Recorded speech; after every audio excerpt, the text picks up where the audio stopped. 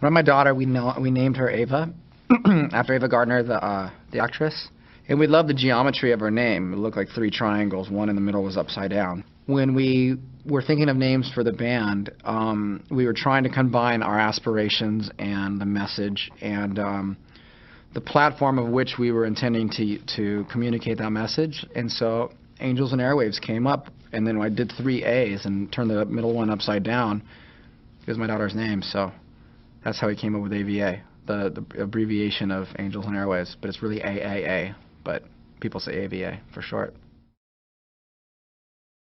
The message of Angels and Airwaves is one that will probably remain constant, but the medium will change, you know, and what that means is whenever we try to put something out, whether it's a motion picture or short films or it's the album itself, we're thinking in really big, ambitious ways to communicate that message. So the message is one of changing yourself and the world around you. So when we write music that supports that the foundation of that message, the music has to be large, and it has to have these landscapes that kind of lift you, you know, and that's how we think of it. We want the music to feel like it lifts you off the ground a little bit. So that's how we start, at least, you know. The 2 first albums for Angels and Airwaves are connected. There's a first and second half. We Don't Need to Whisper is the first half, and I Empire is the second half. Together, it was one experiment to record a series of songs in chronological order. Basically, each song reflected a moment of change in my life at that exact moment over the course of 2.5 years. And if you look at the imagery on Whisper, it's all layered with, you know, space and war. And the idea was if space was truly infinite, then there's infinite possibility. The war was symbolic of a lot of things I was going through at the time, where it was the breakup of Blink.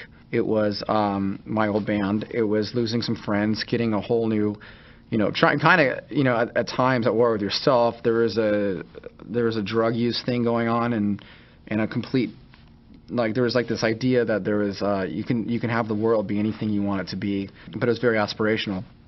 When we did I Empire, the imagery was about it was this guy on a motorcycle on a long highway, and he was going to enact that change that he knew was possible. So I Empire was about that idea coming to fruition and traveling across a new world and planting flags and making it your own. But the idea of I Empire is that everything you want in your life exists inside of you. It just depends how you see the world around you. And when you put the 2 records together, sonically there is a pretty big difference, because the I Empire, because it was more realistic. It was more about the realism of that thought inside a person's life, that I think the music is traditionally more stripped down on that half of the album.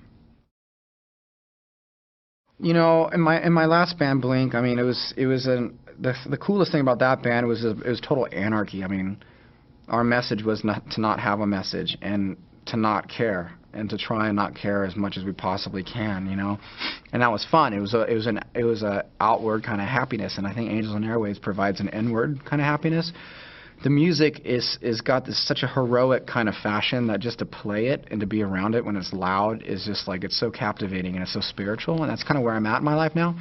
And it's a brotherhood amongst the band members, you know, like we're truthfully like really, really close, you know, and so it's really good to be at this point in my career and be around people you completely connect with, you know, that really, really support the overall message and idea. I guess it's just feels like you're starting all over, but this time you're not going to grow apart. You're growing closer.